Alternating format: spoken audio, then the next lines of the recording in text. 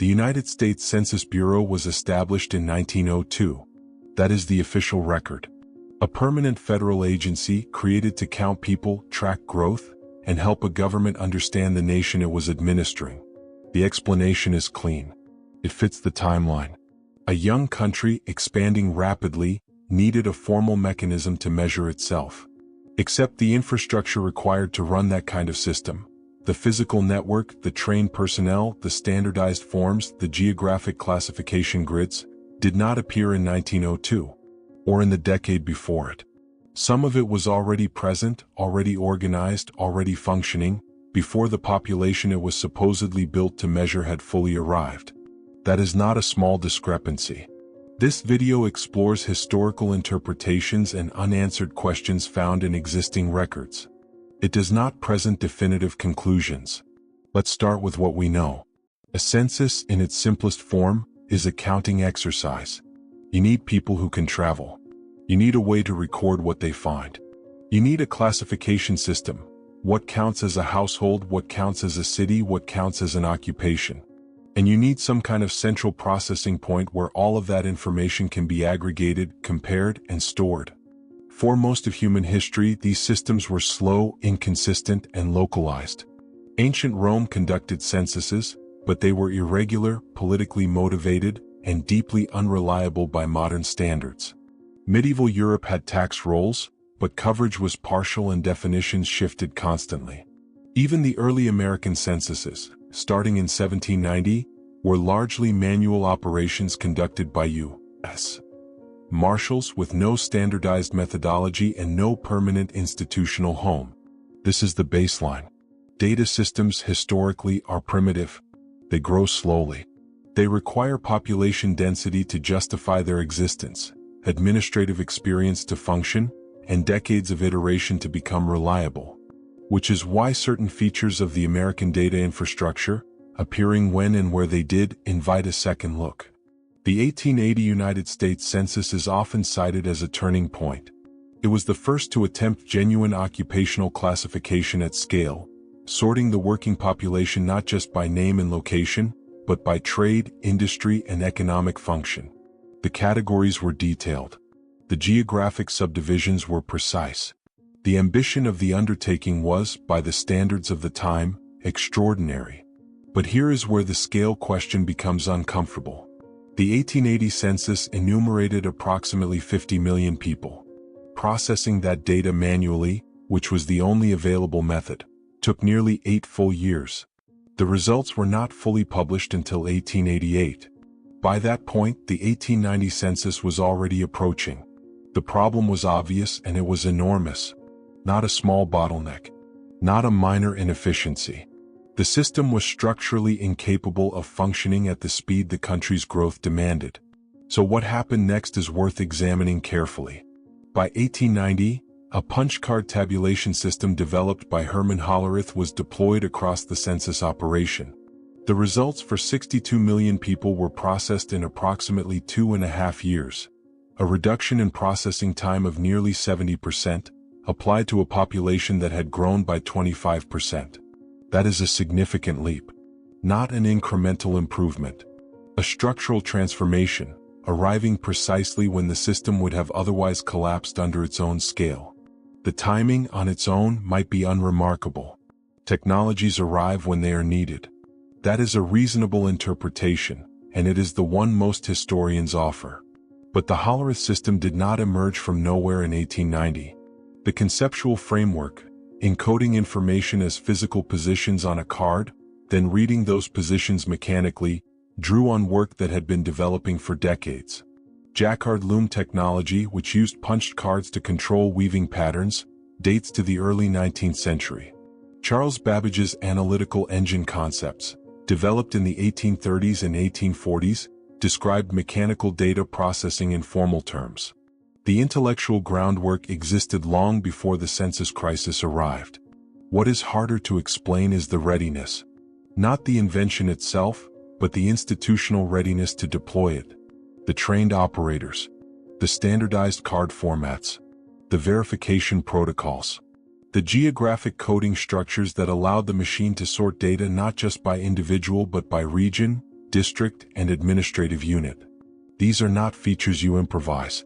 They require prior organizational thinking. They require someone, somewhere, to have already mapped the questions that the system would be asked to answer. There is a pattern worth noting here, and it appears in a specific way. In the decades before reliable population data would have justified the investment, several American cities developed what can only be described as over-prepared administrative structures. Water distribution records, property assessment grids, street numbering systems.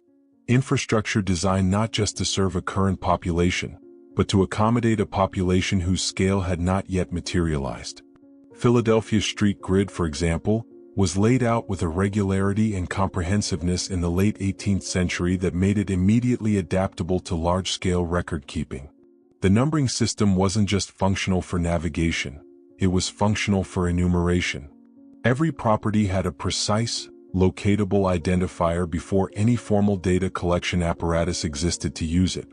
New York's Commissioner's Plan of 1811 extended a numbered grid across Manhattan at a time when much of the island was farmland. The plan was not reactive. It did not follow population. It preceded it in some areas by generations.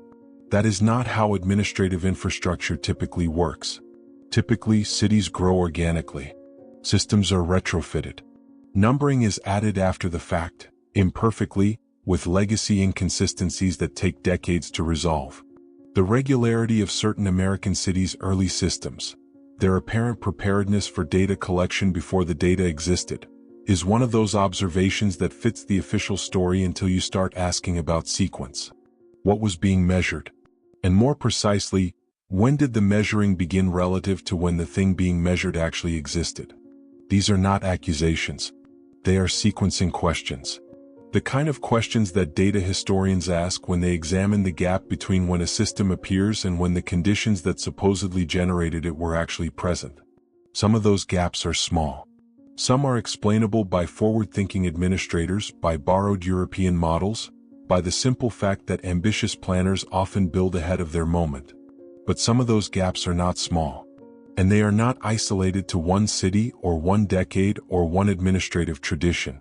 That consistency is what makes the next layer of this question worth examining. The United States is a useful starting point because its records are relatively accessible and its growth is well documented. But if the patterns observed there were unique to America, a product of its particular political ambitions, its land survey traditions, its post-revolutionary administrative energy, then the sequencing questions would be interesting but containable. You could explain them as national peculiarities, exceptions generated by exceptional circumstances. The difficulty is that they are not unique to America. And when the same structural features appear across different countries, different centuries, different administrative traditions, and different languages, the explanation requiring the least adjustment to existing history becomes harder to locate. Begin with Britain, because Britain's administrative history is long enough to provide meaningful comparison. The General Register Office of England and Wales was established in 1836. Its mandate was civil registration. Births, marriages, deaths recorded centrally in a standardized format for the first time in English history. Before 1836, that information existed only in parish records, held locally, maintained inconsistently, and accessible to no central authority. The 1836 system was, by any measure, a significant institutional achievement. Within a few years of its founding, it was producing annual reports analyzing mortality patterns by district, by age, by cause of death, correlating that information against geography, against occupation, against housing density. That level of analytical output requires more than a registration mechanism. It requires a pre-existing framework for geographic subdivision, for occupational classification, for cause of death standardization. It requires trained staff who understand not just record collection but record interpretation. Where did that framework come from? The official answer points to preceding decades of parliamentary inquiry, to the poor law reforms of the early 19th century, to the growing influence of statistical societies. London's was founded in 1834, 2 years before the Register Office itself. The intellectual appetite for systematic measurement existed. The Register Office gave it institutional form. That is a coherent explanation. But the Statistical Society of London, in its founding documents, described its purpose as the collection of facts illustrating the condition of society. Not the condition of society as it then existed. The condition of society, implying an ongoing, continuous, already assumed subject of study. The language was not exploratory. It was administrative. Something was already being thought about in systematic terms before the system officially existed. Move forward to the mid-19th century and the pattern intensifies. The British Ordnance Survey, which began its systematic mapping of the British Isles in the late 18th century, had by the 1840s produced coverage of Ireland at a scale of 6 inches to the mile, a level of geographic detail that had no obvious military justification at the time it was commissioned. Ireland was not a contested frontier. It was not a region of active military operation. The stated rationale shifted over time, touching on taxation reform, land valuation, and eventually famine relief logistics. But the maps preceded all of those applications. They were ready before the needs they would serve had fully materialized. 6-inch mapping is not a small undertaking. It requires sustained institutional commitment, consistent methodology across hundreds of surveyors, and a classification vocabulary that allows different surveyors in different regions to record information in comparable terms. That vocabulary, the shared language of systematic geographic description, had to exist before the mapping began. It did exist, and its origins are not straightforward to trace. Return to the United States, and to a feature of its land administration that becomes more unusual the longer you look at it. The Public Land Survey System, the grid of townships and sections that divides most of the continental United States west of Ohio, was established by the Land Ordinance of 1785. The logic is well understood. Divide the land into sellable, governable units before settlement rather than after. Impose order in advance of population. This produced something remarkable. Across millions of square kilometers of land that would not be fully settled for another century, a complete addressing system existed before the addresses were needed.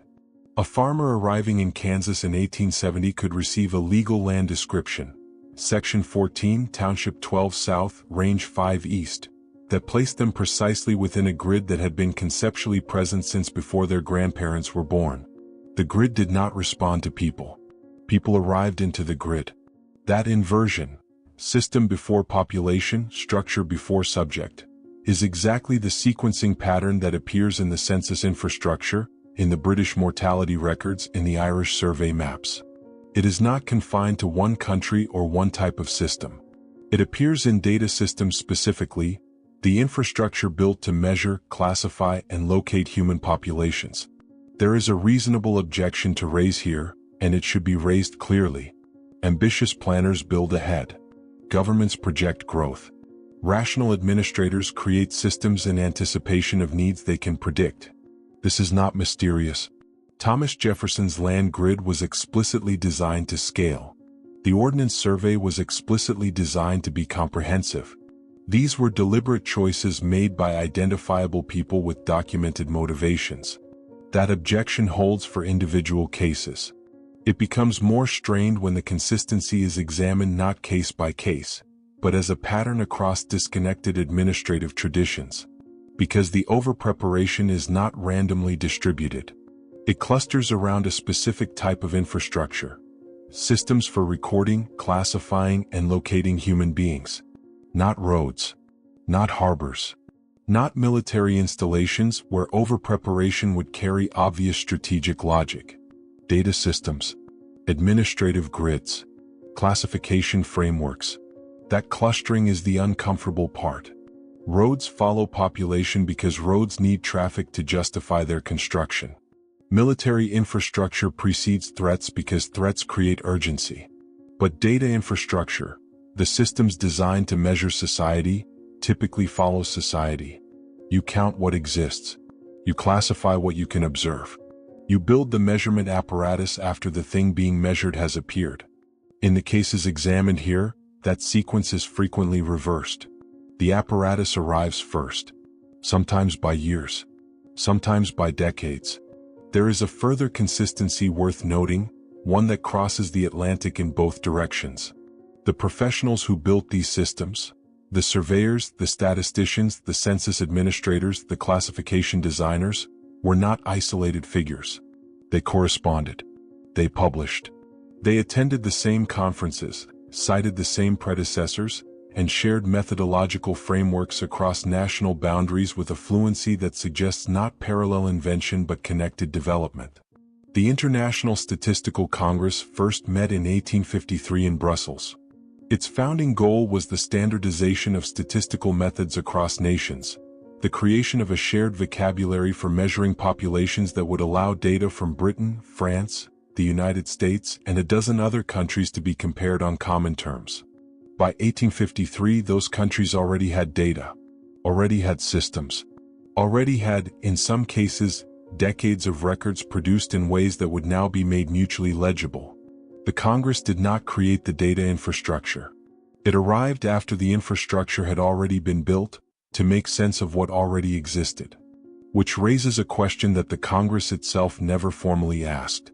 Who coordinated the building? Some researchers who have examined these patterns across regions and decades have begun grouping them under a broader interpretive label, a shorthand for something they find difficult to explain within the conventional administrative history of the 19th century. That label and what it does and does not claim is where this examination turns next. The word Tartaria appears in maps dating back several centuries. On early modern European cartographic works, it denotes a vast and loosely defined region, stretching across Central Asia, Siberia, portions of China's northern frontier, and in some cases extending labels westward in ways that do not correspond neatly to any single political entity. It was a geographic catch-all, a cartographer's acknowledgement that large parts of the world were imperfectly understood, and that naming something even vaguely was preferable to leaving the space blank. That is the documented, uncontested origin of the term. What the word means in contemporary alternative history discussions is something different. And the distance between those two meanings, the cartographic label and the interpretive framework, is itself worth examining because it tells you something about how gaps in the historical record tend to get filled. In online research communities, particularly those that developed momentum through the mid-2010s and accelerated through the early 2020s, Tartaria became shorthand for a specific type of claim.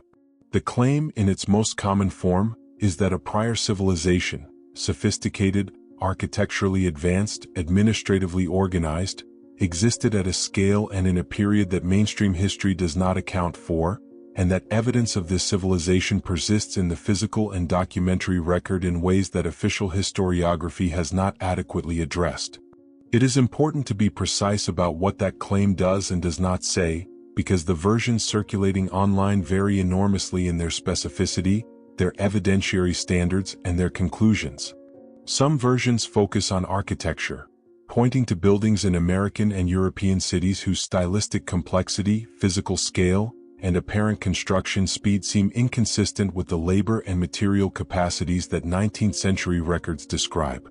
Some versions focus on maps, examining cartographic inconsistencies, anachronistic geographic knowledge, or the persistence of the Tartaria label itself as a possible indicator of something the mapmakers were recording rather than inventing.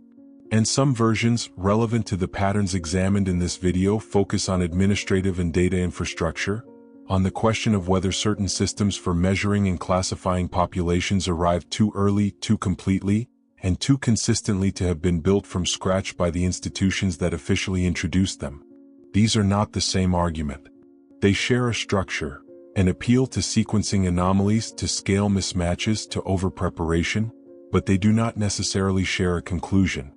Grouping them all under one label flattens distinctions that matter when you are trying to evaluate any of them seriously. Historians who have engaged with these questions directly tend to offer several categories of response.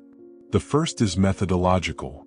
The anomalies identified by alternative researchers frequently dissolve when primary sources are examined more carefully.